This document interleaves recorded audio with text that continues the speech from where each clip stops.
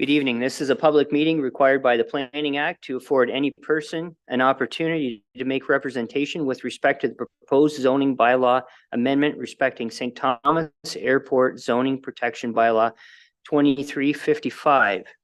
Does any member of council have a disclosure of interest concerning the proposal? Seeing none, what method of notice was and when was the notice given to the public for this meeting? Mr. Deputy Mayor, as per requirements of the Planning Act, notice was mailed by regular post to applicable agencies on October 31st, 2023. Notice was also posted to the municipal website. Thank you. Kevin McClure, our planner, is present to explain the proposed zoning bylaw amendment. Kevin? Thank you, Deputy Mayor Noble. Yes, this is a public meeting to present a draft zoning bylaw amendment for the airport zoning for the St. Thomas Airport.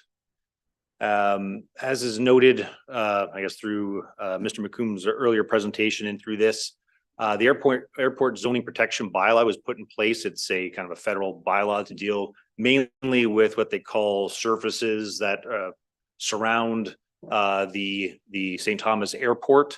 For all intents and purposes, this is just a mapping technical exercise based on the municipal boundaries have been restructured through Bill 63 earlier in this year between the municipal boundaries between the city of St. Thomas and the municipality of Central Elgin.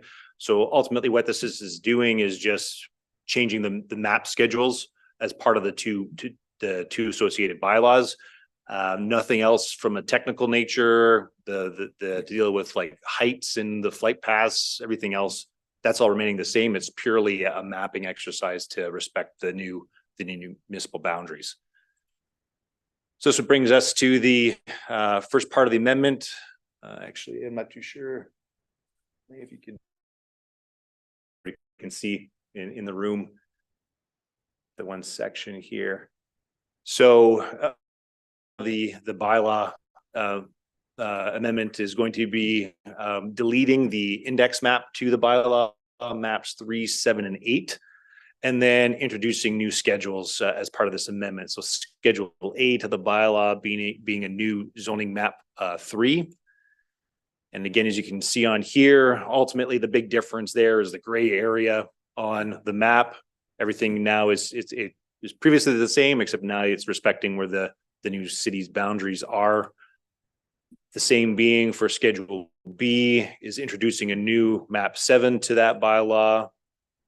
Again, showing on here, the new area of lands to the, I guess, kind of the northeast of that map. And then the same thing here being a Schedule C to the bylaw being a new zoning map 8. Showing again with that corner in gray being brought in or altered for purposes too. The city is going through the same process because their bylaws need to be updated as well. And then this will give a bigger overview. Schedule D to the bylaw being the new index map to that bylaw 2355. So this again shows the broader area of that airport surface areas that need to be part of that airport zoning, and really the sections of 3, 8, and 7 of that bylaw, that portions thereof have been brought into the city of St. Thomas through Bill 63. Thank you. Deputy Clerk, have you received any written submissions on the proposal? Mr. Deputy Mayor, I have not. Before opening the meeting to questions from the public, I ask that all participants be respectful to members of council and municipal staff. As you ask your questions, those choosing to be disrespectful will be removed from the meeting. If you're attending in person, please come forward to the podium and state your name and address for the record. Is there anybody here that has any questions? Is there anybody online? There are no participants online. Do any members of council have any questions? I have one, Kevin. Does this make it so that they can bring larger planes in, or does it change anything with respect to the operation of the airport? No, there's no changes other than just respecting that the fact that the city of St. Thomas in Central Elgin's municipal boundaries have changed. So the zoning bylaws can only apply to the municipalities in which they're passed. So given the fact that those areas were once within the Central Elgin, they're now being removed to respect that new city boundary. And likewise, the city is going through that process right now to add those lands in their bylaws as is required by federal regulation.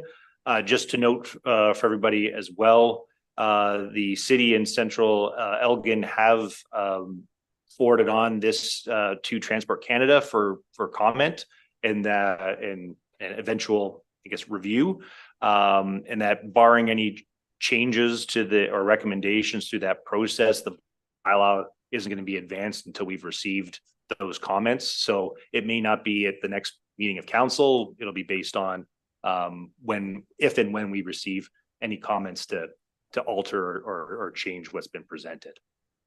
Okay, thank you, Kevin. Is there any further questions from anybody? Seeing none, everyone has been given a fair opportunity to be heard. If there are no further questions, please be advised that any person wishing further information on the action of council regarding the passing of the bylaw on the proposed amendment should email Delaney Leach at dleach@centralalgin.org, indicating which public meeting they wish to be notified on and providing their name and address. Any amendment to the bylaw will be considered at a future meeting of council. This meeting is adjourned. Thank you.